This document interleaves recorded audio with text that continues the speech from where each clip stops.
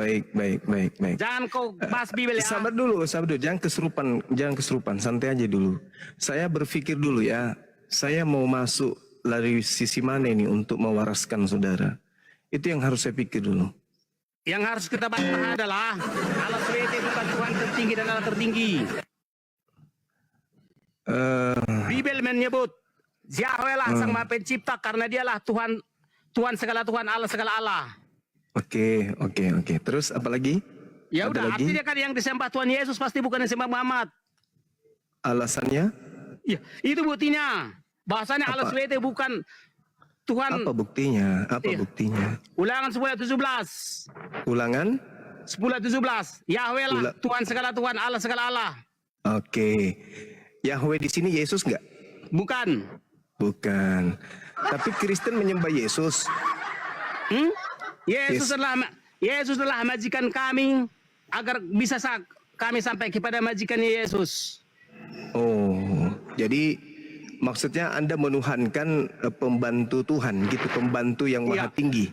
Hanya majikan, hanya anak buah Yahweh lah yang pantas menjadi majikan untuk bisa lulus ke surga. Oh gitu.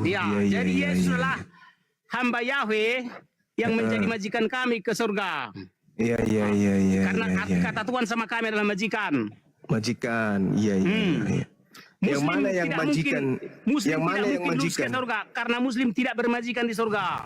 Bisa enggak kita diskusi tuh ganti-gantian bicara? Aku aja dari tadi ngomong. Aku aja sekarang ngomong dulu. Kenapa kamu kayak gugup? Tidak mau berhenti menggonggong? Enggak. Kayak gugup menggonggong terus itu kenapa?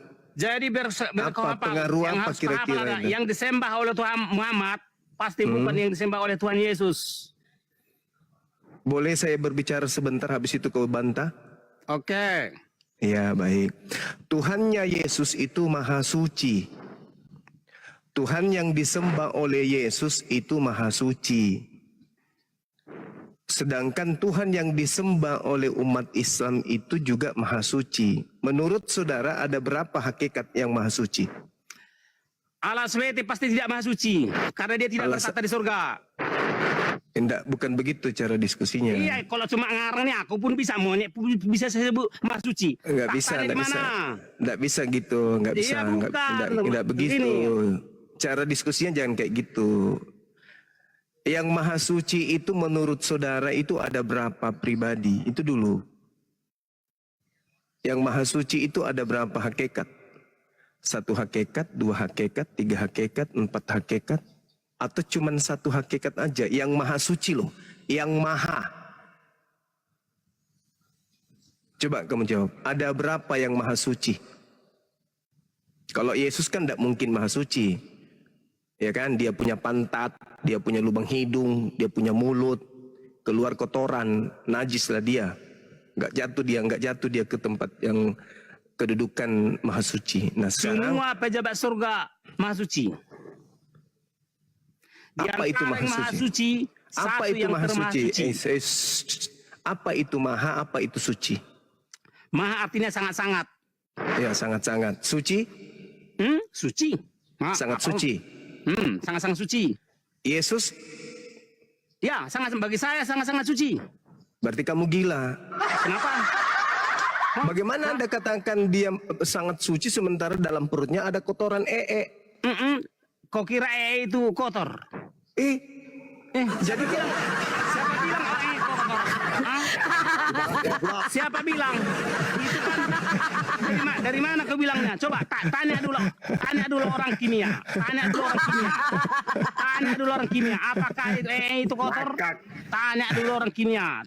Jadi kau bisa makan Ya, bukan soal bisa tidak bisa yang menjadikan suci, bukan.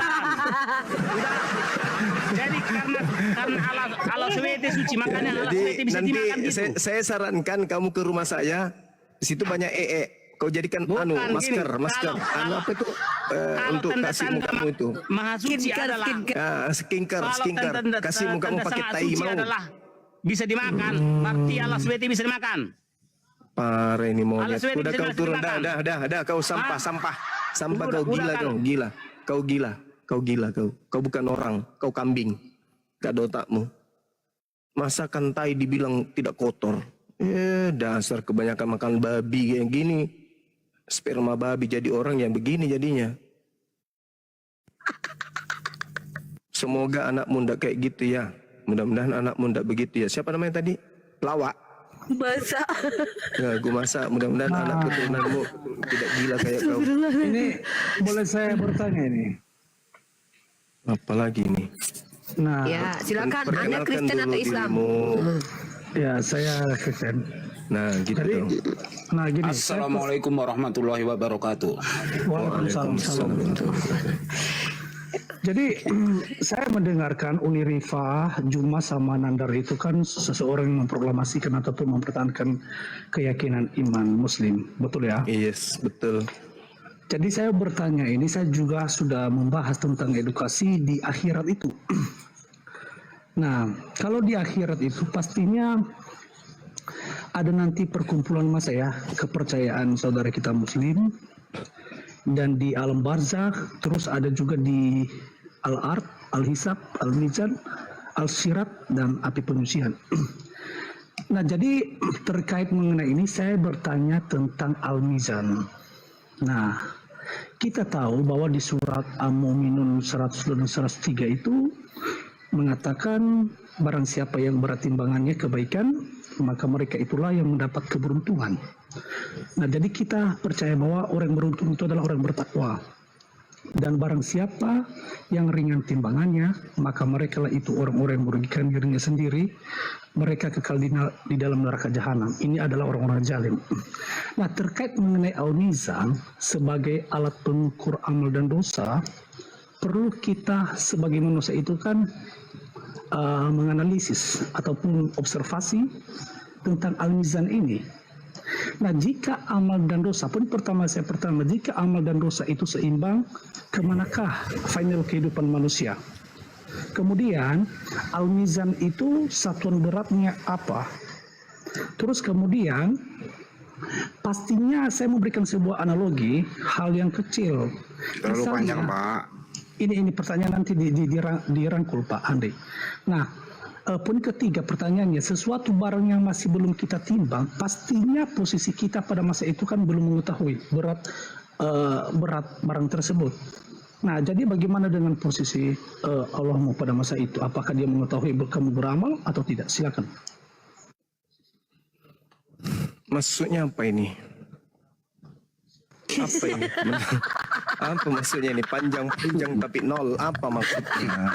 Bukan Kamu masalah ngomong apa? ini bro, kan saya sudah beberapa kali membawa narasi ini pada Ustadz ABS, Ustadz Falah. Ya udah, aku transitkan ke Bang Zuma, boleh aku udah tangkap. Aku transitkan ke Bang Zuma, boleh? Ya. Silakan. Bang Zuma, dia ini bertanya, ketika nanti di yaumil hisab, ketika semua manusia ditimbang amalan perbuatan baiknya, apakah Allah mengetahui sebelum mereka ditimbang? Nah, gitu Bang. Silakan Bang Zuma. Oh iya. Sebelum ditimbang, bahkan sebelum Anda jadi manusia, Allah sudah tahu. Si Fulan ke neraka, si Bom ke neraka, Klesi ke neraka. Allah sudah tahu. Jauh sebelum kamu itu ada di bumi, Allah sudah tahu. Penghuni neraka ini aja. Penghuni surga ini aja. Allah sudah tahu. Tidak seperti Tuhanmu Yesus. Dia mengambil jubahnya saja, dia nggak tahu siapa. Kalau Tuhan kami itu maha mengetahui. Itu Tuhan kami. Annallaha sami'un alim. Maha mengetahui Tuhan kami itu. Baik, saya tanggapi ya. Kita santai aja ya, Bang Juma ya. Iya. Nah, jadi saya juga sekarang ini mendalami tentang edukasi keyakinan Muslim. Jadi kan saya observasi, ini kan al-mizan ini sebagai alat pengukur amal dan dosa. Itu kan kita sepakat ya. Tetapi saya mencari semua sumber-sumbernya, saya tidak mendapatkan satuan berat al-mizan itu yang digunakan oleh Allah itu apa. Kita tak gini, sebentar Dia dulu. mau satuan berat, kilogram, gram, ons. Bunda, dengar dulu saya Bunda, dengar dulu saya. Itu kalau satuan berat di bumi ini kilogram, gram, kuintan, tons, gram, miligram kan begitu. Jadi satuan berat di akhirat itu apa? Al-mizan. Kan Dia itu kan pikir itu dosa itu adalah benda yang bisa ditimbang, kayak gabah. Lu pikir gabah? Ada aja lu. No, gini. Kita berdiskusi berdasarkan data ya. Kita akademis lah. Boleh? Sepakat ya? Tunggu. Sepakat ya? Akademis itu artinya apa coba? Akademis itu. Oke, saya tidak panjang lebar. Yang penting kita Anda konsisten. mengobservasi, bentar. Anda mengobservasi. Yang Anda observasi tentang yaumil hisab itu apa? Oke, yang saya observasi di situ adalah satuan berat al-mizan itu apa? Pastinya Ya, bagaimana alat cara pengukur. mengobservasinya? Tunggu dulu, mengobservasi yaumil hisab itu seperti apa caranya? Metode apa yang dipakai? Nah, justru itu yang perlu saya tanya Uni. Ya jangan bilang observasi lah, aduh ngaco. Gini bro, Apa ini Om? gini Uni. Pastinya kita seorang apologet. Bicara akademis. Udahlah cukup lah. Bentar dulu Andi. Udah cukup. Coba saya tanya, kapan Anda mengobservasi yaumil hisab dan pakai pintu apa Anda ke yaumil hisab sehingga Anda mampu mengobservasi yaumil hisab? Oke, saya tanya ya. Saya jawab, sorry. Sepertinya dia sudah terjun Saya langsung bingung. ke sana ya. Iya, saya Bentar bingung dulu. dengan kalian. Kalian banyak bicara, tapi kalian tidak mengerti dengan apa yang kalian ucapkan. Anda mengobservasi yaumil hisab. Metode apa yang dipakai? Kendaraan ke sana pakai apa? Saya mau ikut. Saya mau ikut mengobservasi. Bro, Dia Uni. observasinya itu sama dengan metode yang dilakukan oleh pengarang kitab Wahyu. Bukan. Gini. Dia dengar dulu. Bermimpi dan berhayal. Uni Rifa, sekarang yang saya bawa narasi ini kan bukan al-ard atau al-hisab. Yang saya bawa narasi ini kan al-mizan. Bukan al-hisab. Saya fokus. Anda mengklaim mengobservasi yaumil hisab. Yaumil hisab itu adalah fase dan masa. Paham? Ya. Tempatnya baru padang mahsyar. Nah, jadi ada masa, ada fase, ada tempat. Nah, dan itu adalah janji dari Allah Azza wa Jalla. Pertanyaanku, kok observasi pakai kendaraan apa ke sana? Kok nggak diajak kami? Oke, saya tanggapi ya. Jadi menurut Makanya sebelum mengklaim akademis, coba pahami dulu apa sih akademis itu. Sebelum mengklaim ilmiah, apa sih ilmiah itu? Tolonglah jangan permalukan diri kalian di sini. Observasi apa yang mau diobservasi dari yaumil hisab? Sejak kapan dosa itu berbentuk, berbau, dan berwujud? Dosa itu adalah konsekuensi yang tidak dapat diinderakan. Tapi dia ada, sebagaimana kau punya akal, ya, kau punya akal tak mampu kau nampakkan bagaimana bentuk akalmu. Nah sekarang kau tanya sama Bang Zuma pertanyaan yang memang kau ngerti dengan pertanyaan itu, baru bisa diskusi bagus-bagus. Coba bertanya ke Bang Zuma pertanyaan yang kau pun mengerti, silakan. Oke. Masa diajarin? Oke. Jadi Uni Rifa ini kan tertuju pada dosa, tapi sebenarnya tujuan saya itu, rujukan saya itu terhadap al-mizan. Pastinya kan al-mizan itu. Gak nyambung deh. Aduh, bentar dulu Andi. Al-mizan itu kan sebagai alat pengukur berat amal kebaikan manusia di akhirat. Betul kan? Al-mizan. Yang jelas gini loh kesimpulan saya. Orang yang pemakan babi, penyembah manusia merusak timbangan nanti. Gitu aja. Oke, gini Andi ya. Andi. Makanya saya katakan dari tadi, kita dulu ini konsisten. Saya juga ingin belajar ini. Bukan berarti, jadi kalaupun kalian memberikan ranah yang salah, pastinya bagaimana saya mungkin bisa mendapat edukasi. Edukasi bro udah terlalu jauh mau melangkah. Nggak bisa selalu edukasi, susah. Udah terlalu parah. Nah, Iya. bukan terlalu Harus parah, dimandikan Pandi. dulu Gini, ini. Pandi, ya, bentar Mandi dulu. 7 sumur Yang dulu, namanya apologi.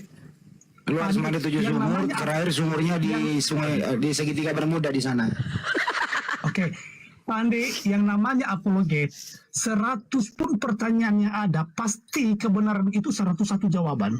Artinya tidak ada mengatakan, oh tidak tahu, entah apa jawabannya. Karena Untuk Kristen terpecah belah, lain hari ini Kristen datang satu ditanya beda, yang satu beda. Emang ada persatuan di antara kamu? Oke, gini. Kau itu bercerai-berai seperti sebagai butiran pasir di laut kok. Oke. Kau nggak sadar itu kau bercerai-berai? Tentang Tuhan aja kau ribut kok.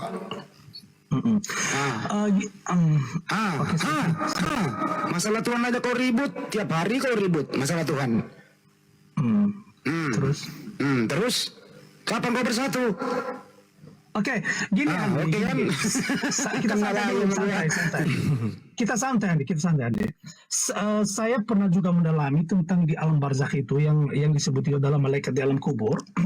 Dan pastinya di Pernah dikubur Bang? bentar dulu, Uni. Enggak, Anda bilang Anda mendalami alam barzah dan alam kubur. Udah pernah dikubur? Aku bilang ini ponakan dari penulis kitab Wahyu ini. Iya kayaknya. Iya. Enggak. Saya cuman dari kemarin itu saya mengatakan di rumahnya Abu Kar, sampaikan salam saya kepada Juma ataupun Rifa, mari kita berdiskusi santai berdasarkan data yang ada. Juma nggak menerima orang diskusi yang masih dalam perawatan. Lu berobat dulu, sembuhkan dulu. Loh, gini Andi, berarti kalau kalian itu tidak mau menjawab, artinya Berobat dulu. Saya sarankan jangan berobat ke medis, tapi non medis lah. Bawa ke dukun. Iya. Ya, lanjut. Ya, kita kasih edukasi yang di bawah ya teman-teman. Terkait dengan al-mizan. Kalau di akhirat nanti, di yaumul hisab, sebenarnya orang-orang kafir itu tidak ada lagi mizan bagi mereka, nggak ada timbangan. Al-Quran menyatakan di dalam surah Al-Kahf ayat ke 100 berapa itu? 104 apa 105 teman-teman. Di situ Allah menekankan A'udzubillahi minasyaitonirrajim ulaikal ladzina kafaru bi ayati rabbihim balikai fahabitat a'maluhum. Mereka orang-orang kafir itu orang yang mengingkari ayat-ayat Allah dan tidak percaya terhadap pertemuannya dengan Tuhannya. Maka sia-sialah perbuatan baik mereka dan kami tidak memberikan penimbangan terhadap perbuatan baik mereka pada hari kiamat. Mereka enggak ditimbang. Mereka enggak dihisab lagi orang-orang ini. Kafir langsung neraka. Tak ada kemudian timbangan-timbangan, itu enggak ada. Sedangkan yang dipertanyakan oleh saudara kita yang dia sibukkan dirinya kemudian bertanya, itu hanya berlaku kepada umat Islam saja. Penimbangan amalan baik buruk itu hanya berlaku kepada umat Islam. Kalau orang Kristen tidak ada lagi baik buruknya mau ditimbang apa, orang semuanya hancur kebaikannya, amal perbuatan baiknya itu nggak dihitung. Semuanya hanya kekufuran. Nah, Allah menyatakan wanadaul mawazin. Yang dimaksud di ayat berapa itu? 47 Al-Anbiya, kami akan memasang kemudian neraca yang tepat pada hari kiamat. Cuma lu kayak jawaban lu, gantiin gua kasih pertanyaan. Maka tiadalah dirugikan seseorang barang sedikit pun, Ini kata botol, Allah. masa dia didengar-dengari bosan. Dan Cuma gua jika amalan itu hanya sebesar biji sawi, pasti Allah mendatangkan pahalanya. Dan cukuplah Allah sebagai pembuat perhitungan. Jadi yang dihitung amal kebajikannya itu adalah umat Islam. Umatnya baginda Rasul Muhammad SAW. Atau umatnya Nabi Musa, Nabi Isa, dan seterusnya. Tapi orang-orang kafir itu nggak ditimbang. Langsung digelodok pakai mobil truk. Kata Bang Luga itu pakai mobil truk digusur ke neraka. Otomatis ya Bang Juma ya, Otomatis. Sementara yang mengalami penimbangan itu adalah orang yang beriman.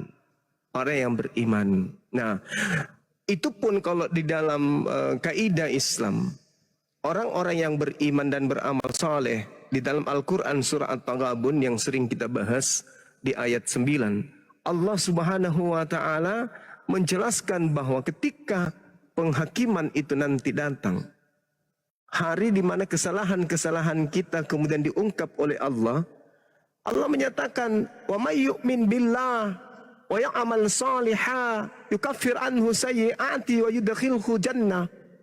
Barang siapa yang beriman kepada Allah dan mengerjakan kebajikan kepada Allah, niscaya Allah akan menghapus dosa-dosanya.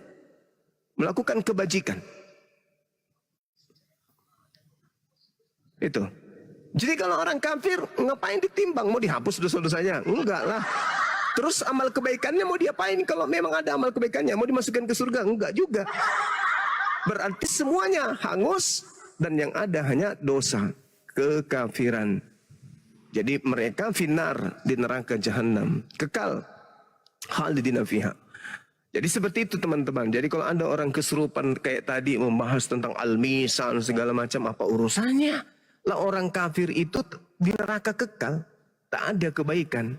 Sedangkan di dalam Bible pun diterangkan seperti itu. Matius 10, Ayub 34, kemudian Mazmur 62, Amsal 24, Yesaya 3, Yeremia 17, kemudian Yeremia 32, Yehezkiel 7. Semua manusia akan dibalas sesuai dengan perbuatan masing-masing. Bahkan kalau kita lihat di dalam Yohanes berapa itu teman-teman? Yohanes 5, nomor 29 ya. Akan dibangkitkan dan akan diupah sesuai dengan perbuatan masing-masing. Itu loh.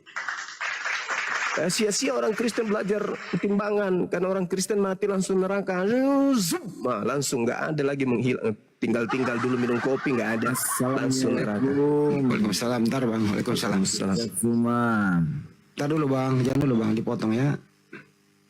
Iya, jadi tidak ada itu Bang Handi. Silakan Bang Handi. Ya, jadi kalau orang kafir itu otomatis satu tidak ada lagi timbangan. Karena kalau orang kafir ditimbang itu nanti timbangannya di neraka. Nah, timbangannya itu seperti besi panas, api membara. Jadi lolos sudah dari timbangan langsung ke neraka. Nah, di sanalah mendapatkan pesta kembang api di neraka. Jadi nggak ada lagi timbangan. Udah otomatis sudah metik dia. Udah metik. metik. Oh, malam. Ya, Silakan bang. Saya izin berkomentar. Kita dulu bang. Kedua juga adalah bang Banyuwangi juga dijelaskan kepada mereka bahwa tentang hal goib itu kita diberi pengetahuannya sedikit. Jangan observasi. Al-Isra 86 kan kita nggak boleh observasi hal-hal yang goib. Woi binatang, itu Maryam 71 mau ngapain? Maryam tujuh. Gitu Banyuwangi. Jadi kalau ada orang observasi goib gimana ini Banyuwangi? Bukan kan kita diberi pengetahuan sedikit tentang yang goib. Gimana itu? Silakan. Ya itu aku bilang tadi, mereka itu adalah pengikut penulis kitab Wahyu. Itu temannya Luga. Terinspirasi dari ini Pulau Patmos. Ya, Masya Allah. Oke. Mantap. Pulau Patmos. Itu Alumni Pulau Patmos. ternyata alumni STT Pulau Patmos gitu. Ya, betul sekali. Oke. Mantap. Kadang-kadang Bang Handi juga pintar ternyata ya. Ya, saya kan sudah sembuh saya udah berobat. Bang Andi, Bang Zuma, Ya lanjut. boleh berkomentar? Silakan Bang. Iya. Kan kalau naik bang mau kesabaran dikit gitu loh, jangan terburu-buru. Abang mau apa? Terburu-buru bang, santai bang. Ya Kalau silakan bang. boleh, saya berbicara. Kalau tidak boleh, saya mendengar dulu begitu. Ya, izin boleh, Ya, Bang Zuma. silakan. Ya, terima kasih Bang Zuma atas semua paparan mengenai ayat-ayat Al-Quran yang menjadi fondasi iman kaum muslim. Ya, saya menghargai dan saya tidak tersinggung sama sekali dengan apa yang disampaikan oleh Bang Zuma dan juga dikuatkan oleh Bang Handi. Saya percaya bahwa para pendengar dari teman-teman muslim juga dikuatkan sehingga imannya dalam melakukan atau mengamalkan ajaran Nabi Baginda Muhammad dapat berlangsung dengan baik begitu. Saya adalah seorang pendeta.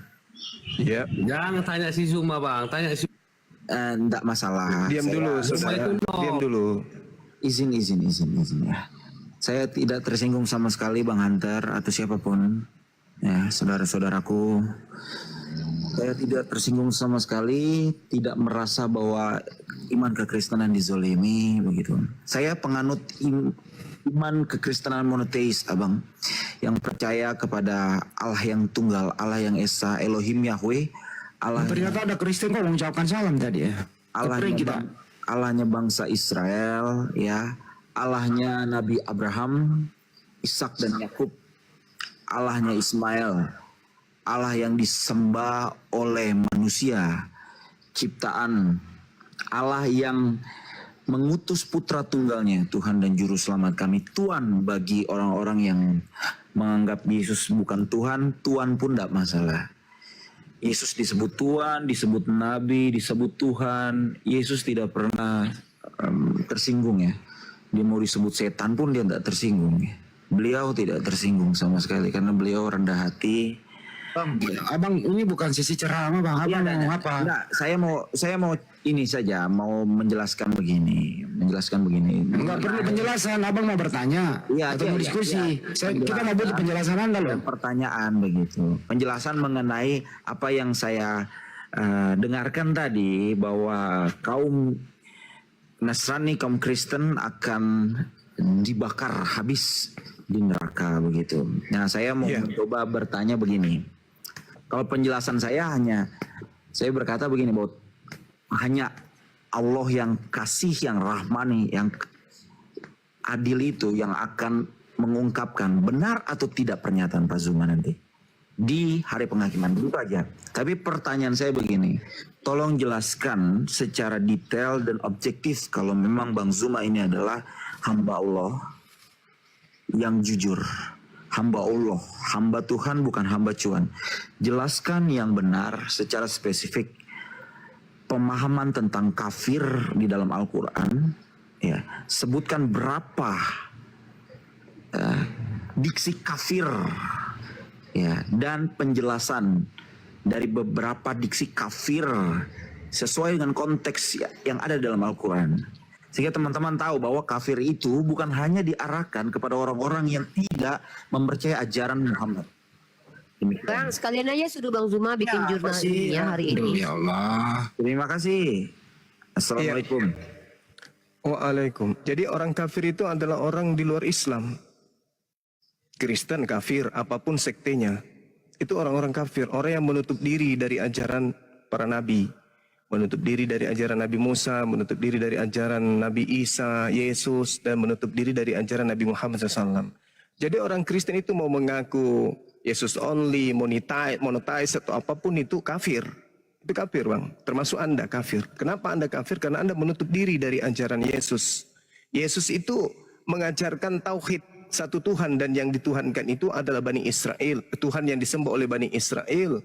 Dan Yesus itu mengatakan dirinya hanya diutus kepada domba. Domba itu Bani Israel. Anda bukan domba, Anda orang di luar Bani Israel. Jadi kalau ada orang di luar Bani Israel ngaku-ngaku sebagai pengikut Yesus untuk menuju kepada Tuhannya Musa, itu adalah serigala. Entah itu dia serigala buas, entah itu adalah serigala jinak. Yang pasti mereka itu bukan pengikut Yesus. Mereka itu adalah anti terhadap Yesus. Seperti itu, Bang. Karena Yesus mengatakan, aku diutus hanya kepada domba yang hilang dari umat Israel. Itu pengakuan Yesus. Dan itu tidak bisa dibantah. Kalau Anda mengaku pengikutnya dan Anda ternyata bukan Bani Israel, berarti Anda pendusta. Anda pembohong berarti. Seperti itu, saudara. Jadi kafir itu adalah orang yang menutup diri dari ajaran para nabi, termasuk menutup diri terhadap ajaran Yesus.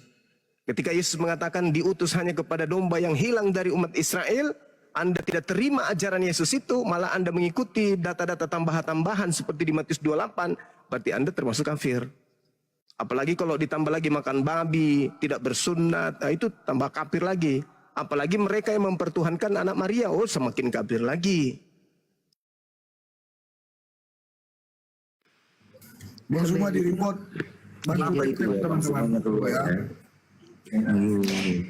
Jelas ya Bang ya, kata kafir itu ya rujuk kepada orang yang menolak ajaran. Belum jelas. Iya, kalau kognitif Anda yang tidak mampu mencernanya nggak masalah. Kata kafir itu dituju. Bang Zuma sudah tegaskan gini loh Bang, sekalian aja Anda suruh Bang Zuma bikin jurnal ilmiah, terus ada kan di sini orang kuliah aja disuruh membuat sebuah jurnal tuh nggak ada cerita dalam 1 menit 2 menit selesai. Ya, Bang Zuma menjelaskan mau konteksnya apapun ya kafir tetap orang yang tidak menerima ajaran dari nabi-nabi yang diutus oleh Allah Subhanahu wa taala, kafir. Gitu ya. Itu jelas.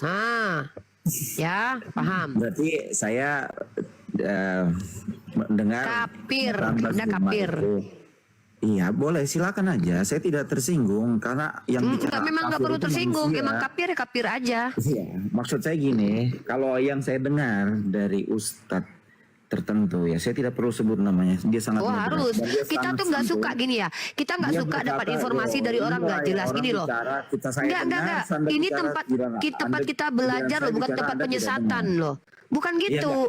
Ini Nggak. tempat orang belajar, bukan tempat menyesatkan. Anda sebut nama ustadz tapi nggak mau sebutkan namanya. Anda penipu nanti ujung-ujungnya. Kenapa? Belum tentu ada nama ustadz tersebut. Sebutkan nama ustadznya biar kita tahu apakah ustadz itu betul-betul ustadz atau jangan ustadznya orang Kristen. Oke. Gitu loh. Ya, baik. Anda tahu salah satu ustadz yang anaknya adalah presenter ternama?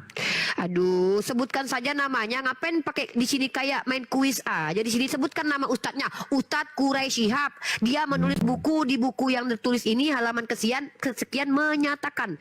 Nggak usah bang, ajarkan Dalam kami salah bagaimana satu metodologi ceramahnya, belajar. Ustadz Quraisy Shihab menyatakan bahwa paham tentang kafir itu bukan hanya berbicara mengenai orang-orang yang tidak beragama Islam. Ya, orang kafir dalam paham di Al-Quran secara holistik itu tidak hanya menunjuk satu agama, tapi orang-orang yang tidak melakukan kehendak Allah, termasuk orang yang beragama Islam, itu bisa disebut kafir. Iya, perbantahan antara Quraisy Shihab dengan Bang Zuma apa? Nah, saya kan tadi Tuh, berkata silakan Bang Zuma, lanjut tuh. bahwa gini, Mbak Eoni, sabar ya. Anda ini nafsuan sekali ya, agresif. Kenafsuan jijik lihat orang yang sok-sok Nah, akademis tapi nggak ngerti bagaimana Makanya, konteks saya atau kan konsep berkata atau begini. metode akademis. Saya tuh jijik, berkata Anda udah begini tua, tadi, bukan anak kecil saya kata lagi. gini, belum jelas, Jadi Bang Zuma nggak usah udah gini ya. keluar. Orang Gini ya, tegas belum tentu belum- salah, belum tentu jahat. Karena orang lembut juga belum tentu baik. Banyak yang lembut tapi busuk seperti tokai. Iya, oke. Tai itu lembut tapi bau. Iya. Lanjut Bang Zuma. Begini, Bang Zuma belum selesai tadi, Mbak Eoni, Bang Zuma belum selesai menjelaskan. Tadi kan hanya diarahkan kepada kafir adalah orang-orang yang tidak bertakwa kepada nabi-nabinya. Ya, nabi-nabi yang diyakini oleh kaum muslim itu nabi-nabi yang ada di bangsa Israel. Sedangkan bangsa Israel termasuk orang Kristen tidak mengakui ada nabi di luar bangsa Israel. Dan memang tidak tertulis dari kitab perjanjian lama sampai perjanjian baru ada nabi di luar bangsa Israel, kan begitu ya. Nah, kalau dikatakan saya Kalau orang Kristen nabinya siapa bang? Kalau Jesus only, maaf saya klarifikasi Bang Zuma. Di Kristen ada nggak Saya nabinya? tidak Kristen ini punya nabi nggak? Gini Bang Zuma, banyak nabi ya. Coba Banyak tunjukkan satu nabinya orang Kristen. Adam, ya dari Adam. Ya itu nabi kan kami percayai dong. Abraham, Nabi yang Ibrahim. diutus, nabi Itu yang nabi. diutus untuk Kristen itu siapa? Oh itu Siapa panjang, nabi yang Mas. Saya bisa diutus? jelaskan dari A sampai Z kalau dalam konteks perjanjian baru. Nabi Ya itu silakan. adalah Siapa nabinya perantara. orang Kristen? Oke, Siapa baik. nabinya Saya orang jelaskan. Kristen? Saya jelaskan ya dari definisi. Ini kan Mas tanya ya Bang Zuma, padahal saya belum selesai loh tadi mendengar penjelasan tentang Enggak, kalau pembual enggak usah Pak. Enggak ngerti pun, dijelaskan pun enggak ngerti kalau pembual. Oh enggak, saya bukan pembual, saya hanya Pembual bang, pembual Jawab kayak dulu, iblis bang. Kayak iblis ketika datang ke Eden menggoda Adam dan Hawa itu. Manis, mulutnya lembut. Seperti abang ininya. Enggak, oke, Jadi saya jelaskan kami aja umat deh. Islam itu tidak termakan dengan kelembutan-kelembutan Nggak apa-apa, Kristen. Anda Orang-orang menghina gereja itu saya. kami tidak terpesona karena kenapa? Kafir itu bagian daripada setan. Setan itu menjerumuskan manusia dengan bisikan-bisikan Oke, halus, Bang bang. Zuma, Bang, that's okay. iblis itu menggoda dengan halus. Jadi Ya. kalau Anda berpura-pura bermanis-manis di sini itu tidak main bersama kami, Oh gitu, enggak, bang. saya tidak berhalu-halu. Karena gini, Mas, dalam diskusi atau dialog lintas agama, Enggak, masalahnya Anda itu berbicara kayak penjualan obat. Anda mengatakan bahwa tidak ada nabi di luar Kristen. Seakan-akan Kristen itu bagian daripada Yahudi. Anda mimpinya terlalu kelamaan. Terlalu banyak kenyang makan uang jemaat. Tidak ada itu Kristen Yahudi, itu sama. Kristen itu adalah Abu Dasarah. Kristen itu adalah bidat yang dikutuk oleh orang Yahudi. Bahkan dikutuk oleh Yesus Kristen itu. Jadi jangan Anda seakan-akan lebih paham kekristenan karena Anda pendeta. Enggak, Anda masih di bawah. Ilmu Anda selama masih Anda pendeta, Anda masih di bawah saya. Anda harus maklum itu. Jadi kalau Anda berbicara mengenai kafir, kafir itu iblis. Apa kerjaan iblis itu? Istakbara wa kana minal kafirin. Iblis itu sombong. Siapapun manusia, kalau Anda mengatakan bukan hanya orang Kristen, umat Islam pun kalau dia sombong terhadap perintah Tuhannya boleh dikategorikan itu, tapi bukan kafah. Mereka hanya terkategorikan sifat karena sombong, tetapi tidak kafah. Kenapa? Karena mereka masih mempunyai Allah, masih mengenabikan Rasulullah. Nah, kalau dia tidak melakukan salat, itu cuman ingkar. Ingkar bukan ingkar terhadap perintah, tetapi karena hanya malas, karena hanya godaan setan, mengikuti syahwat. Itu jangan diartikan kafir. Umat Islam ketika tidak salat kafir, umat Islam tidak pakai hijab kafir. Bukan begitu. Yang dimaksud kafir kafah itu ya Kristen yang tidak menerima perintah Tuhan. Sekarang kalau Kristen ditanya, atas perintah siapa kalian makan babi? Oke, baik, saya jelaskan dulu ya. Itu aja dulu. Ya, saya jelaskan secara singkat, jelas dan padat. Baik, ya. Oke. Pertama saya klarifikasi bahwa saya monoteis bukan Jesus only, tapi saya mempercayai Allah yang Esa, Allah yang tunggal Elohim Yahweh, Allah yang disembah Abraham, Ishak, Yakub, Allah yang mengutus Yesus Kristus sebagai Al-Masih, juru selamat manusia. Itu yang pertama. Jadi itu harus dipahami dulu. Jadi bukan Jesus only, bukan Allah Tritunggal, ya. Itu juga salah diartikan oleh banyak orang Kristen, khususnya Gereja Ras Utama. Tapi saya tidak mau membahas tentang itu. Itu yang pertama. Ya. Yang kedua, ya, kalau Anda bicara soal saya kafir atau saya pemahamannya lebih rendah daripada Anda, saya hanya mau beritahu Islam itu 700 tahun setelah Kristen dan 2100 tahun setelah umat Yahudi yang menerima Taurat ya di Gunung Horeb. Iya, kebodohan itu memang lebih dulu, Bang. Makanya dengar dulu dong, dan lagi kalau bicara. Kebodohan itu memang lebih dulu. Ya, pintar itu nanti ada muncul setelah bodoh. Proses baru pintar. Ya, jadi jangan bangga karena lebih dulu. Yang lebih dulu itu bodoh. Masalah, makanya itu, silakan. kalau anda menolak Yahudi berarti Anda juga bodoh. Saya tidak menolak Yahudi. Anda yang aneh. Anda yang aneh. Ketika kemudian Anda mengatakan Anda percaya kepada Tuhannya Yahudi. Tuhannya Yahudi di dalam kaitannya pengajaran Torah hanya memberikan Taurat perjanjian baru kepada Bani Israel dan Bani Yehuda. Anda di mana pada saat itu?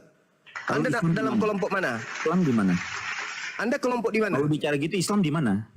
Lah, Islam tidak di luar, tidak di dalam Yahudi. Emang Kristen yang ngaku-ngaku bagian dari Nabi di luar Yahudi. Kalau Anda bicara soal buktinya Nabi Muhammad. Buktinya Nabi Muhammad. Kejadian 21 nomor 23. Aku juga akan membuat perjanjian dengan anakmu itu, sebab dia juga anakmu. Aku akan membuat mereka menjadi raja dari bangsa-bangsa. Tuh. Itu bicara soal Ismail, bukan ya, betul. Muhammad. Nabi Muhammad itu keturunan Nabi Ismail. Nanti dulu itu bicara silsilah panjang, bro. Makanya saya katakan Islam itu dengar. Di dalam Kejadian 17 nomor 7, aku akan menjadi Tuhanmu, Tuhannya Ismail, Tuhannya Ishak, secara turun-temurun. Ada nggak dia mengatakan bahwa aku akan menjadi Tuhannya Romawi, Tuhannya Katolik? Tidak ada. Oke. Kalau Anda percaya kepada Tuhannya Yahudi, harusnya Anda tidak Kristen hari ini. Karena Tuhannya Yahudi tidak mengenal agama Kristen itu. Agama Kristen itu tidak dikenal. Itu agama buatan orang Romawi. Sama dengan satu pertanyaan. Saya nanya pertanyaan satu kepada kau. Sebutkan satu nabi yang beragama Kristen. Itu aja pertanyaan. Kalau lu nggak jawab turun. Sebutkan satu nabi yang beragama Kristen sama dengan agamamu. Itu aja pertanyaan saya. Izin ya Pak Juma ya. Nabi Paulus. Hanya itu satu-satunya. Enggak, suruh dia jawab. Kamu agama Kristen, tunjukkan satu nabi yang beragama Kristen. Baik, sabar. Saya buka ayatnya.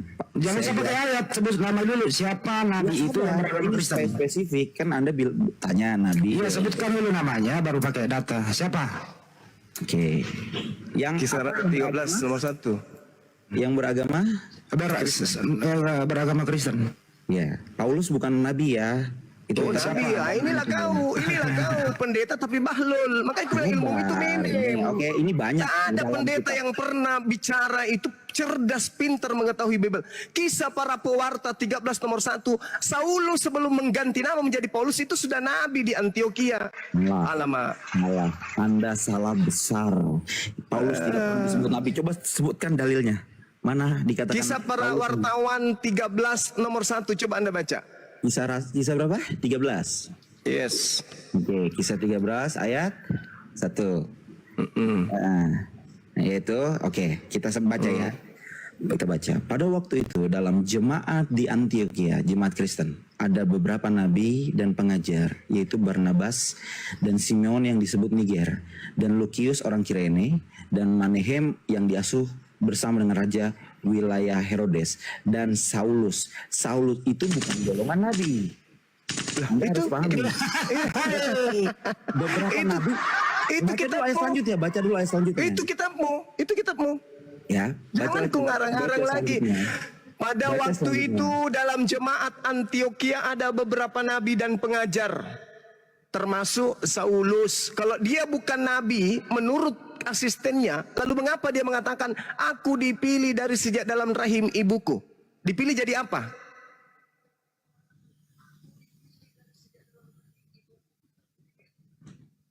Paulus dipilih jadi apa?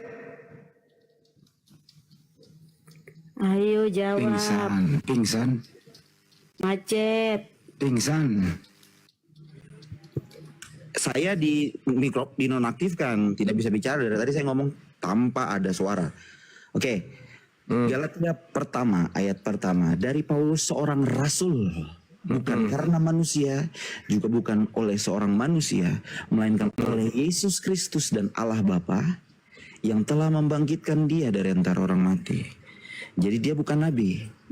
Kita buka lagi Roma. Kalau dia bukan nabi, lalu kisah para rasul 13 itu apa? Saudara, ini kan pengakuan dari Rasul Paulus sendiri. Terus kisah para rasul ini Kalau keliru. kisah Rasul, Anda tahu siapa yang nulis kisah Rasul? Itu asistennya Lukas, asistennya Paulus. Ya, Asistennya Paulus. Paulus bukan? Bukan asistennya. Makanya. Oh, berarti Lukas salah. Makanya berarti salah, berarti Lukas salah. Ya, belum Lukas salah. Anda gini. Berarti Lukas salah. Karena sudah menuliskan Saulus gurunya ini sebagai nabi. Salah dia berarti. Itu yang pertama. Kalau Saulus ini bukan nabi, lalu 13 bukunya itu apa? Dari mana dia dapatkan bukunya itu? Saudara tadi mengatakan dia menerimanya bukan dari manusia. Yesus manusia. Baru selesai ngomong, baru saya ngomong. Silakan, supaya nggak putus-putus. Silakan Bang Zuma. Ya. Sekarang Anda harus iakan bahwa Saulus itu nabi. Kenapa? Dia punya tulisan 13 buku yang menjadikan Anda menjadi Kristen.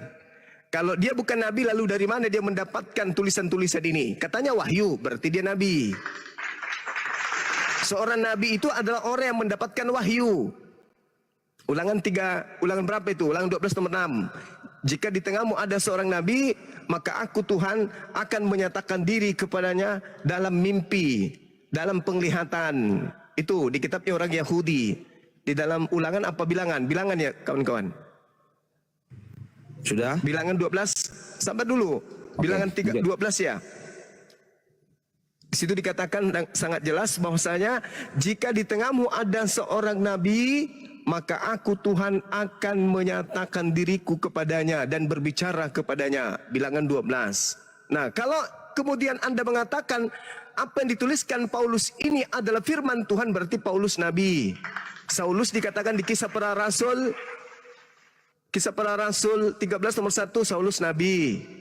Paulus sendiri mengatakan dalam Galatia 1 nomor 15, aku dipilih dari sejak dalam kandungan ibuku. Dan Anda harus tahu, kalau rasul berarti nabi. Nabi belum tentu rasul, tapi rasul sudah pasti nabi. Paulus mengaku rasul, berarti dia nabi.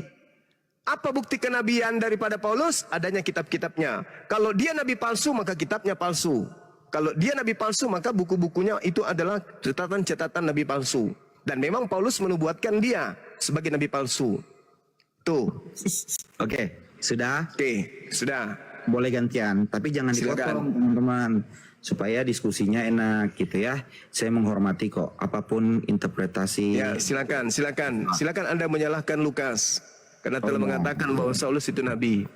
Oke, baik ya. Gini. Lu jawab dulu itu tulisan Lukas itu benar atau salah? Ya, ini saya mau jawab, Bang Andi. Bang Andi, ini seorang ini penjagal ya. Sabar ya, Bang. Iya, saya penjagal. Kalau orang yang muter-muter. Pertanyaan Bang Juma, tulisan Lukas itu dengerin.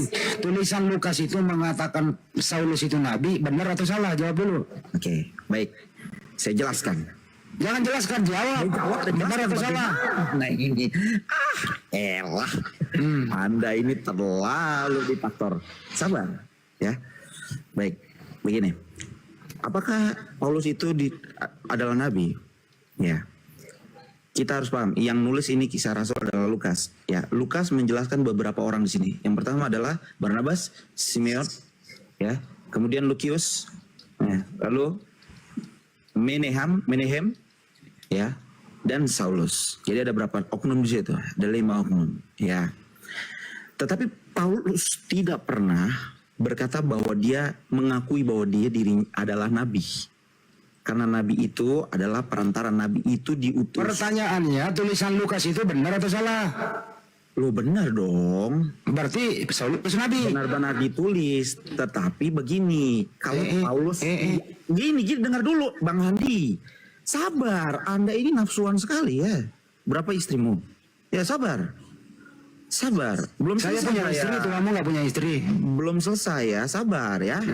Saya masih muda, tenang aja. Laki-laki bebas. Ya. Nih, sabar. Saya jelaskan dulu ya. Ketika Lukas berkata 5 orang ini adalah nabi, maka Paulus atau Saulus, ya Saulus itu nama lamanya, dia harus mengkonfirmasi bahwa dia adalah seorang nabi. Ya, saya membaca kitab-kitab dalam perjanjian baru atau surat-surat dalam perjanjian baru, tidak ada pengakuan Paulus adalah seorang nabi. Ya, khususnya dalam tulisan Paulus. Misalnya di dalam Roma 1, itu tulisan Paulus ya.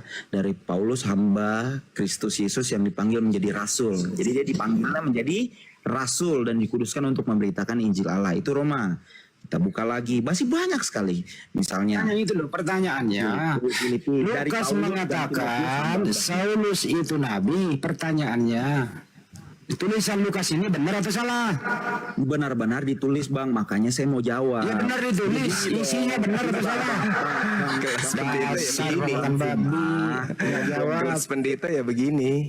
Kelas pendeta begini. Tolong dong, belum selesai ini. Kan begini, ini kan Anda juga menyetujui, saya menyetujui bahwa Alkitab ini ditulis oleh manusia yang diilhami roh. Oke. Nah, nggak apa-apa ditertawakan juga nggak ada masalah. Iya. Pertanyaannya, Jadi tulisan Lukas itu, dengerin, tulisan Lukas mengatakan Saulus itu nabi, benar atau salah? Terus ini saya jelas sekali. Hei, tulisan Lukas mengatakan Saulus nabi, benar atau salah? Tulisan itu, jawab. Tulisan itu benar Bang. Kalau begitu ya, udah jelas. Nabimu itu Paulus, udah selesai. Belum selesai dong. Kan saya katakan bahwa Paulus harus mengkonfirmasi. Ini saya kok dinonaktifkan mulu? Tidak perlu mengkonfirmasi. Kenapa? Paulus harus konfirmasi dong. Karena kan Oh nggak bisa. Anda ngarang itu karena yang ceritanya. nulis Lukas. Karena nulis Iya, kisah Rasul tapi kan Lukas, Paulus sendiri menulis Timotius. Di kitab Timotius sendiri, Lukas mengakui, Paulus mengakui, hanya Lukas yang tinggal bersama dengan aku. Tuh, jemputlah Markus dan bawalah Markus ke sini. Karena pelayanannya penting bagiku. Itu di bagian mana? Itu di bagian mana saat banyak orang-orang yang meninggalkan Paulus? Ini Paulus mengatakan dia bersama dengan Lukas. Berarti Lukas tahu persis tentang Paulus. Betul. Lah Anda sendiri siapa? Kok Anda mengatakan Paulus itu bukan nabi, sedangkan orang yang bersama dengan Paulus mengatakan gurunya itu adalah nabi. Ente siapa? Anda jangan murtad loh berkata Paulus nabi. Nabimu adalah Nabi Muhammad. Jangan gila kau, jangan kau gila. Dengar. Tidak sampai di situ, saudara. Tidak sampai di situ pendeta pembohong. Tidak berkata bohong. Dengar pendusta, penyesat, dengarkan. Yesus nantinya akan berkata, dengar, pendusta dengar. Yesus sendiri nantinya akan berkata, waspadalah kepada nabi yang palsu. Paham kau? Nabi-nabi palsu. Ya ini nabi palsu yang menerima sebuah catatan ini kemudian didapatkan dari mana? Kalau bukan dia berkata Paulus nabi, saya aja nggak berkata Paulus nabi. Wah Anda nih kacau nih Anda. Dasar bahlul. Ini sedang saya menjelaskan Paulus itu nabi palsu, monyet. Dasar pendeta, bisanya kemudian menipu. Kau pikir kau bisa menyesatkan di sini? Nggak bisa. Saya katakan Paulus nabi berdasarkan Lukas, kampret. Bukan berdasarkan iman saya, berdasarkan Lukas. Kau kok bahlul? Kau kejar perpuluhan, jangan bodohi orang. Ya, kau bodohi jemaatmu aja. Nggak ada bisa kau bodohi di sini.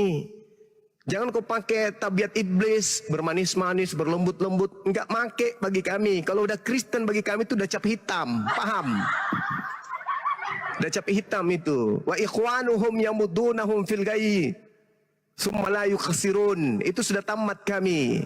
Wa kanal kafiru ala rabbihi zahira. Udah tamat kami. Kafir itu saudaranya setan. Jadi kau bermanis-manis di sini selayaknya setan yang datang kepada Adam, selayaknya setan yang datang kepada Hawa, membisikkan dengan cara-cara halus lembut, enggak main dengan kami. Ya, paham itu. Jadi Paulus sendiri mengatakan dalam suratnya 2 Timotius 4 nomor 11, hanya Lukas yang tinggal bersama dengan aku. Berarti yang tahu tentang Paulus itu Lukas. Lukas mengatakan Paulus itu nabi. Datang pula kau mengatakan dia bukan nabi. Kenapa kau mengingkari Paulus itu bukan nabi? Kau mengingkari dia sebagai seorang nabi dan kau mengatakan dia bukan nabi? Karena kamu takut. Sebab Yesus menubuatkan Paulus sebagai nabi palsu. Kau takut kebongkar bahwa nabi palsu yang dimaksud dengan Yesus itu adalah Paulus, pendiri agamamu. Kamu takut ketahuan itu. Makanya titel Paulus sebagai nabi kau ingin hapus. Kau berusaha menghapusnya. Sebab yang dinubuatkan Yesus, datangnya nabi palsu itu adalah Paulus. Karena sejatinya Paulus itu adalah nabi, tapi plusu. Makanya ada yang dikatakan akal bulus. Karena akal bulus, akal licik. Dalam kelicikanku aku menjerat engkau dalam tipu daya. Tuh, akal bulus tuh. Jadi kau seorang pendeta malu mengakui Paulus itu nabi. Kenapa? Kapan-kapannya orang Kristen berani mengakui Paulus itu nabi, maka dia sama dengan meludah ke atas, ludahnya jatuh sendiri di wajahnya sendiri. Kenapa? Dengan demikian dia sudah mengakui bahwa nabi palsu itu adalah Paulus.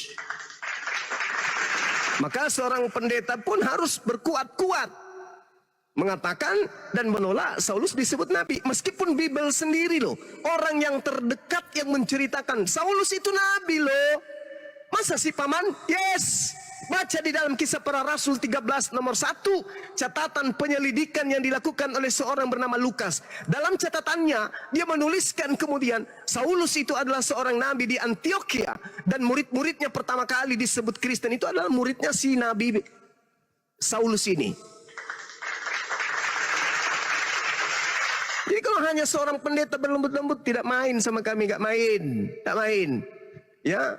Tidak main. Innal ladina kafaru yuqatiluna fi sabilit tagut.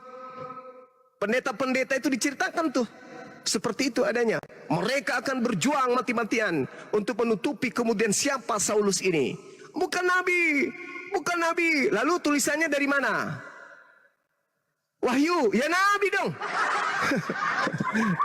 Oh, bukan wahyu. Lalu apa? Ilham. Ya nabi dong.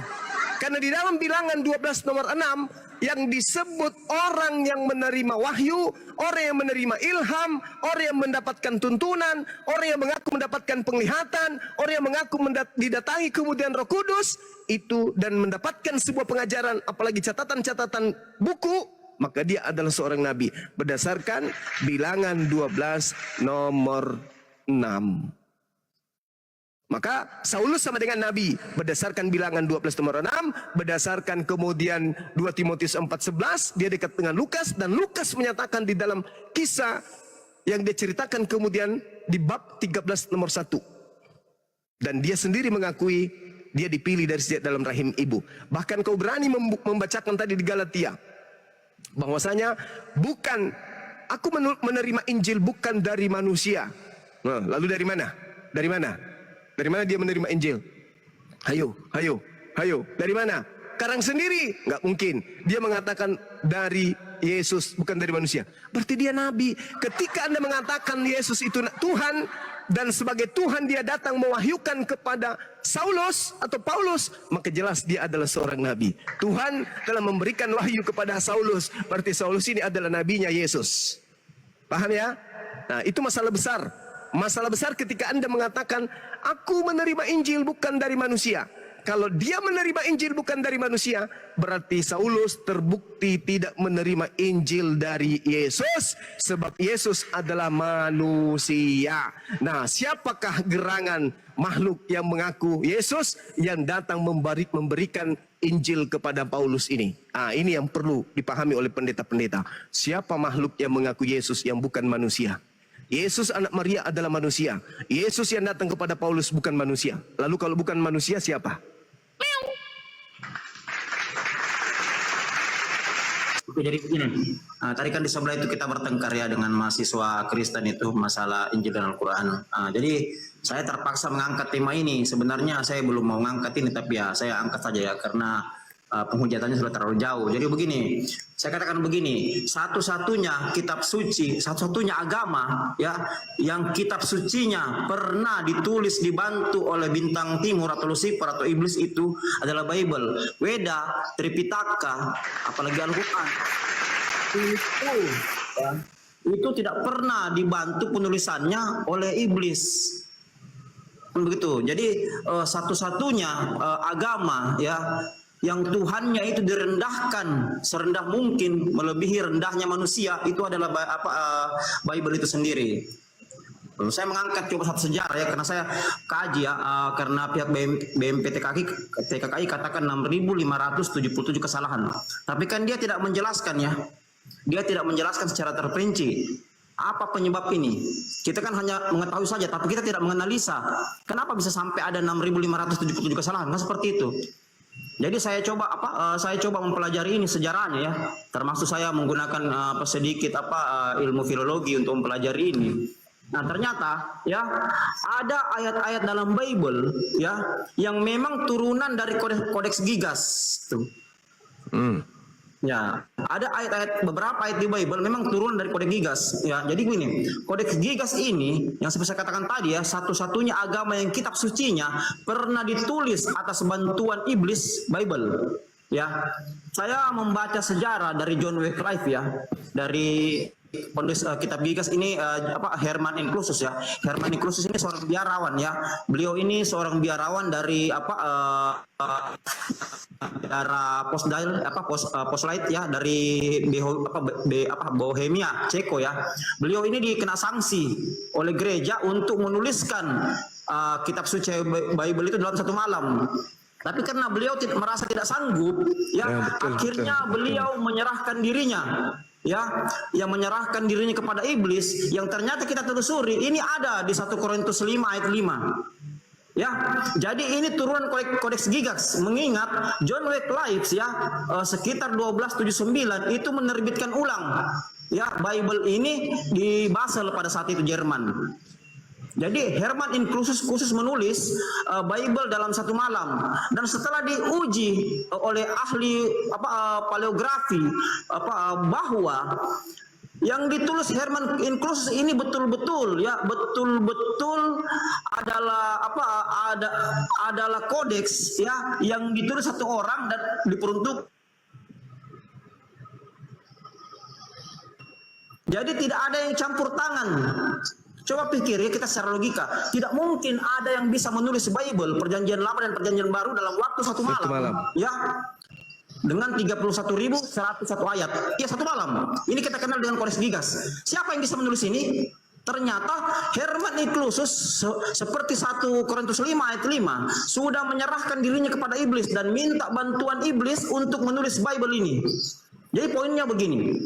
Poinnya, dengan demikian berarti satu-satunya kitab suci yang ada di dunia yang pernah ditulis dengan bantuan iblis itu adalah Bible.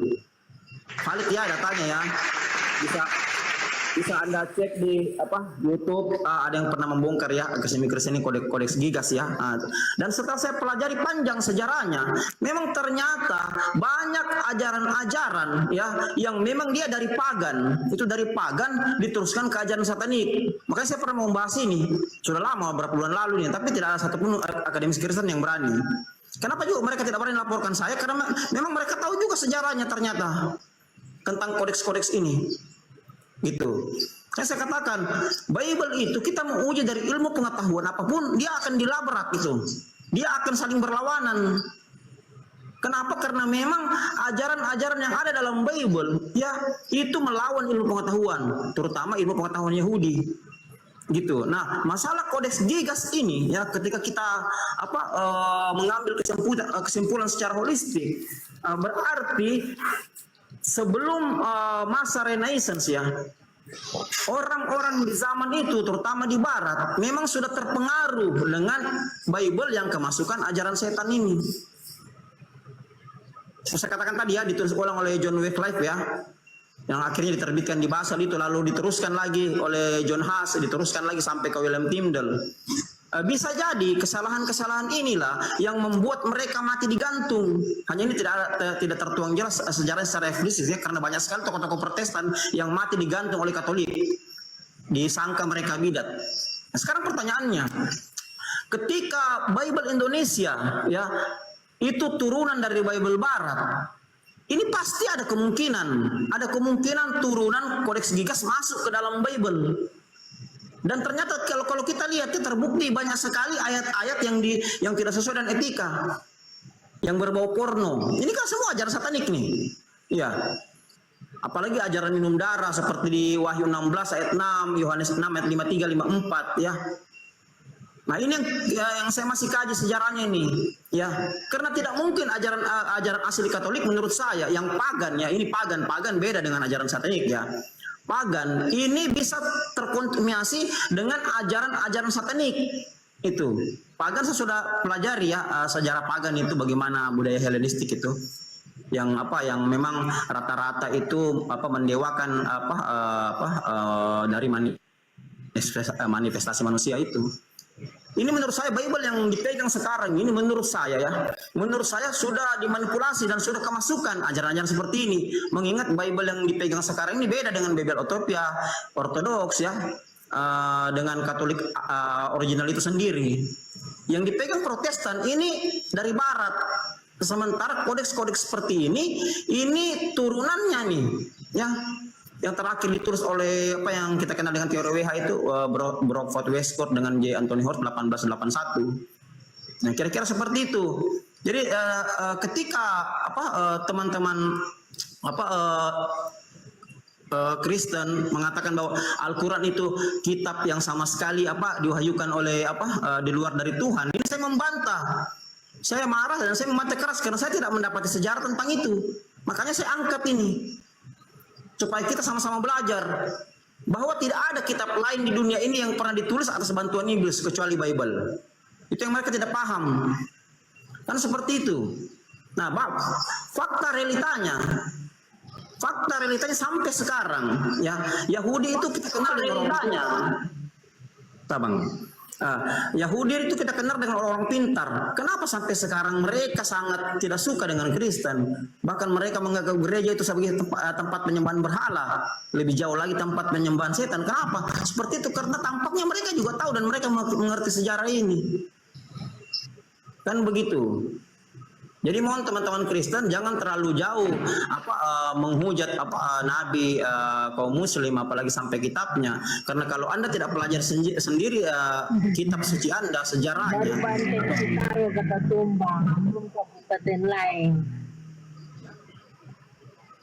Apa ini saya tidak bisa lanjut kalau ada yang bicara. Jadi tolong dipelajari dulu supaya jangan sampai menghujat Quran. Karena saya mau bilang begini ya. Salah satu ajaran dalam Bible ya, yang laris itu, yang istilahnya yang secara turun temurun dipakai dan selalu disebut itu adalah jangan menghujat Roh Kudus. Ya, jangan sampai ternyata Al-Quran betul-betul adalah wahyu Allah yang memang diwahyukan oleh Roh Kudus. Dalam hal ini adalah Jibril itu sendiri, maka dosa Anda tidak terampuni. Karena menurut ajaran Kristen ya, dosa yang tidak terampuni adalah menghujat Roh Kudus.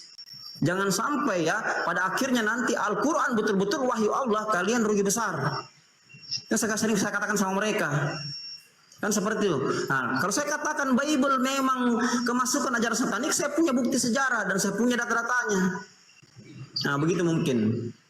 Jadi mohon teman-teman Kristen yang dibawa ya, tarik kembali kata-kata Anda kalau Anda ingin menghujat Al-Quran, karena jangan sampai ya, karena Anda tidak ngerti sejarah, Anda menghujat Nabi, Allah dan Al-Quran, ternyata betul-betul ya Rasulullah itu sudah dinubuatkan di kitab Yahudi, bahkan Al-Quran itu sendiri memang diturunkan oleh Roh Kudus itu Allah melalui Roh Kudus itu sendiri, kalian rugi besar.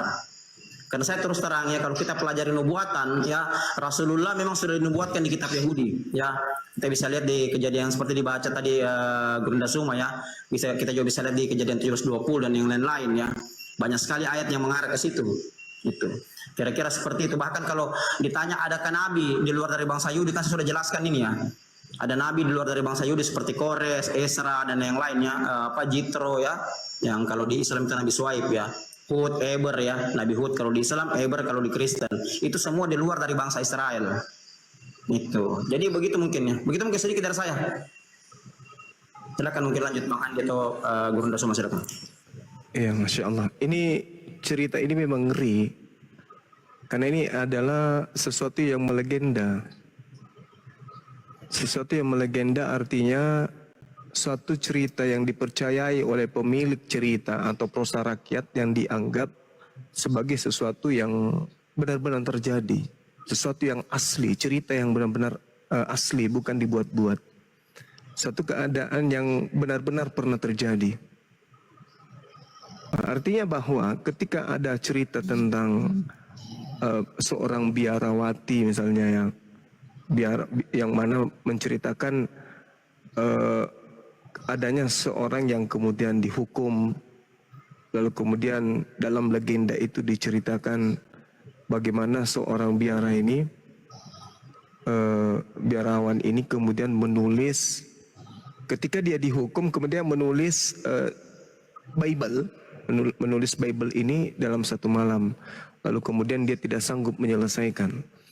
Namun dia punya niatan bahwa sesuatu harus kemudian dituliskan untuk memuliakan posisi sebuah biara atau aturan biara yang dilakukan oleh seorang biarawan. Nah, karena dia tidak sanggup kemudian, maka dia, apa istilah kita bagusnya ya sekarang ini ya, dia bekerja sama dengan setan atau minta tolong kepada setan atau bersekutu dengan setan, atau apa cerita bagusnya, bahasa bagusnya itu, sehingga kemudian iblis ini membantu kemudian si biarawan ini untuk menyelesaikan penulisan daripada Bible itu sendiri. Nah, seperti yang diterangkan tentang Kodeks Gigas ini juga dulu pada zaman Facebook pernah saya angkat, dan saya juga biasa mengambil bukan hanya data di situ aja. Saya juga mengambil data yang ada di dalam Kisah Para Rasul Kisah Para Rasul 16 nomor 16 sampai nomor 18, di mana bukan hanya hal ini terjadi terhadap biarawan yang menuliskan Kodeks Gigas ini, bahkan dalam cerita Kisah Para Rasul tersebut iblis pun ikut kemudian mewartakan Injil, mewartakan Bible. Iblis ikut membantu mewartakan Bible ini melalui seruan-seruannya tentang Paulus. Dan iblis kemudian memproklamirkan kerasulan kenabian Paulus ini kepada halayak banyak. Nah, ini cerminannya. Dan yang menarik di sini dari pernyataan Bang Goto ini adalah ketika larangan atau istilahnya peringatan di dalam Bible, barang siapa menghujat anak itu tak apa, tapi menghujat Roh Kudus itu tidak akan ada keselamatan. Nah, dan Roh Kudus itu memang kalau kita cari benang merahnya, Roh Kudus yang dimaksud itu tak ada di Kristen. Roh Kudus yang dimaksud itu adanya di Islam. Saya pun menantang pendeta atau apapun itu untuk membuktikan bahwa Roh Kudus itu adanya di Al-Quran. Roh Kudus itu datangnya kepada Nabi Muhammad. Roh Kudus itu tidak datang kepada penulis-penulis Bible. Tadi saja seorang pendeta, dia menolak kalau Paulus itu nabi. Dia menolak kalau Paulus itu nabi. Sedangkan yang diminta oleh Yesus, baik itu di dalam Yohanes 14, Yohanes 16, yang diminta oleh Yesus itu datangnya seorang nabi yang membawa kebenaran. Seorang penghibur yang nantinya dikawal atau dibantu untuk menyampaikan firman oleh sosok Roh Kudus ini. Itu di dalam Bible tertulis seperti itu. Sedangkan kalau Roh Kudus yang datang membimbing seseorang untuk memberitakan suatu kebenaran, maka orang itu adalah seorang nabi. Bilangan 11 nomor 25, Bilangan 11 kemudian nomor 25, terus Nehemia 9 nomor 30. Itu jelas. Yang dimaksud dengan roh kebenaran adalah seorang nabi. Berarti yang datang setelah Yesus itu nabi yang tidak berkata-kata dari dirinya sendiri, melainkan pemberitaan dari Roh Kudus. Nah, kalau Roh Kudus itu datangnya kepada Paulus, berarti Paulus ini nabi. Tapi ternyata yang datang kepada Paulus bukan Roh Kudus. Yang datang kepada Paulus itu adalah sosok makhluk yang bernama Yesus. Sedangkan Yesus bukan Roh Kudus. Yang datang setelah Yesus Roh Kudus. Yang datang kepada Paulus Yesus. Yang datang setelah Yesus Roh Kudus. Nah, yang datang kepada Nabi Muhammad adalah Roh Kudus. Qul nazzalahu ruhul Qudus. Tuh bukti tuh. Jadi apa yang disampaikan oleh Bang Goto itu adalah hal yang sangat luar biasa gitu loh. Itu sangat luar biasa. Kecuali ada seorang pendeta yang, oh Bang Suma, saya menjawab tantangan Anda untuk membahas tentang Roh Kudus. Mari kita buka lapak. Kita diskusikan itu. Siapa Roh Kudus ini dan kemana perginya setelah Yesus? Apakah ke Nabi Muhammad atau ke penulis Bible? Nah, itu penting supaya saudara-saudara Kristen ini ya berhenti untuk menghujat Al-Quran. Karena Al-Quran itu adalah ucapan-ucapan kalimatullah yang disampaikan oleh Roh Kudus kepada sang penghibur Nabi Muhammad.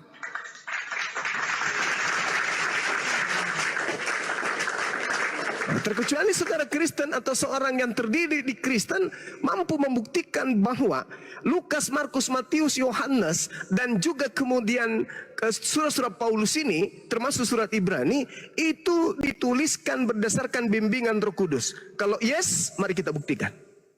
Mari kita buktikan. Jangan jadikan Al-Quran sebagai dasar pijakan uraian, tapi biar Bible. Bible silakan hantam Al-Quran. Bible silakan hantam kenabian Rasulullah. Dan saya hanya akan menggunakan 2-3 ayat dari Al-Quran untuk membuktikan bahwa Roh Kudus itu ada di dalam Al-Quran. Dan saya juga akan membuktikan bahwa Roh Kudus itu adalah yang datang kepada Nabi Muhammad dan yang menyampaikan wahyu kepada Nabi Muhammad itu adanya di Bible. Bible menjelaskan bahwa Roh Kudusnya itu bekerja pada diri Nabi Muhammad, bukan bekerja kepada Lukas, Markus, Matius, Yohanes, penulis Paulus, apalagi orang-orang Kristen, apalagi pendeta, pastor. Itu tidak ada Roh Kudus pada mereka. Yang ada pada mereka adalah roh yang mengaku bintang timur.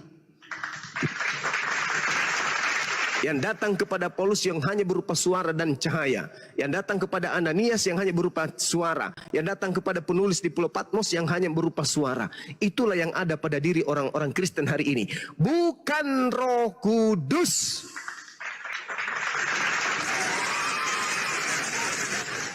Dan saya minta kalau ada pendeta silakan, mari kita buka komal, kita diskusi entar sebentar malam, besok dan seterusnya. Silakan.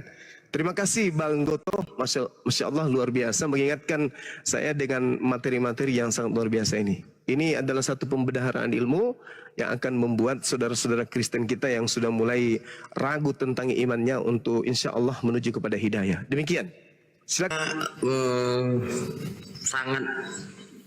Sangat terkesima dengan pengajaran-pengajaran. Ya sebelumnya perkenalkan saya ini dulunya Kristen. Nah, sekarang sudah beralih di tahun Katolik. 2016 saya beralih ke Muslim. Masya Allah. Iya. Dulunya saya ini seorang pendeta yang di bawah naungan yayasan lah. Yayasan berada di sebut aja Kota Santar lah ya. Masya Allah. Tapi di tahun 2016 saya dapat hidayah yang diarahkan supaya saya ini mencari kebenaran dan juga berada di jalan yang benar lah. Karena selama saya di dalam pengajaran pengajaran mengikuti ajaran Kristen memang ajaran leluhur. Jadi ya kita sebagai dulunya sebagai seorang Kristen ya seperti itu juga. Tapi di dalam pengajaran-ajaran Kristen itu kembali ke kita review lah ya. Dulunya pengajaran Kristen itu kami ini ada yang pengajarannya pengusir setan. Jadi untuk saya mau bertanya kepada Bang Zuma dan rekan-rekan yang lain, kalaulah pengajaran di dalam ajaran Kristen itu ada pengajaran pengusir setan, seperti juga kalau kita pernah melihat atau mendengar kisah-kisah di orang-orang Amerika itu ada orang yang Ben Hill. Kalau Abang Zuma juga pernah melihat Ben Hill itu bisa menghidupkan membangkitkan orang mati juga, dan juga yang lumpuh juga bisa berjalan. Pertanyaan saya itu Bang Zuma untuk rekan-rekan yang lain, kalau di dalam ajaran kita Muslim ini apakah ada yang dalam bentuk seperti itu, Bang? Maksudnya Terima kasih. Maksudnya gimana ini? Ini kalau kita di dalam dulu saya di dalam ajaran seberang, kita ada diajarkan itu untuk mengusir setan, mengusir setan dan juga mengusir setan, yang lumpuh bisa berjalan, seperti ada pemulihan seperti itu. Nah, kalau di dalam kita sekarang ini apakah ada hal-hal yang seperti itu ataupun juga itu yang saya lakukan dulu ataupun ajaran Kristen dulu itu, apakah itu berasal dari setan? Ya, terima kasih, Bang. Iya. Ya, kalau dia bukan dari Allah, ya tentu dari iblis. Karena Allah tidak akan mungkin mengajarkan sesuatu di luar daripada apa yang pernah diwahyukan kemudian kepada para nabi. Sedangkan Al-Qur'an mengatakan wa iyad'una illa syaitanan marida. Dan iblis pun bersumpah di dalam Al-Qur'an akan menyesatkan manusia seluruhnya, malah dia katakan, aku akan menyesatkan seluruhnya kecuali mereka yang memiliki hati yang ikhlas untuk beribadah. Karena iblis itu sifatnya sombong, maka tipikal dari orang-orang yang kemudian masuk dalam lingkaran korban penyesatannya itu sombong terhadap perintah Tuhan. Sedangkan para nabi itu mengatur sistem makanan, diatur sistem ibadah, diatur. Jadi tanda-tanda daripada orang yang kerasukan setan adalah orang yang kemudian tidak mau tunduk kepada perintah Tuhan. Makanya di luar Islam itu orang kafir itu tak ada lagi aturan. Mau merdeka ya silakan ke situ. Tapi kalau mau diatur hidupnya oleh aturan-aturan Tuhan, maka masuk ke Islam. Di Islam nggak bisa kita seenak-enaknya mau melakukan sesuatu seperti itu adanya, Bang. Nah, kalau di Islam, apakah kemudian ada tata cara pengobatan seperti yang Anda pertanyakan tadi? Apakah di Islam itu ada kayak begitu? Kalau di Islam, Al-Quran itu justru adalah sebagai obat yang Allah wahyukan sebagai penawar. Al-Quran surah Al-Isra ayat 82. Dia adalah obat. Dia adalah penyembuh. Obat yang dimaksud di sini adalah berkenaan dengan penyakit hati, menghilangkan tirai kebodohan, menghapus keraguan akan kebesaran tanda-tanda kekuasaan Allah. Sehingga orang yang menghilangkan kemudian penyakit hati seperti ini akan dekat kepada Allah. Dan orang yang dekat kepada Allah cenderung doanya itu diijabah. Ketika doanya diijabah, lalu dia membacakan ayat suci Al-Quran kepada orang yang sakit, bisa jadi doanya dikabulkan oleh Allah, orang itu sembuh. Makanya ada yang dikatakan ruqyah. Nah, Al-Quran juga sebagai penawar dari penyakit lahir itu ada. Sakit kepala, orang yang infeksi dan seterusnya. Tapi hanya orang-orang tertentu yang itu tadi, orang yang sampai kepada makrifat.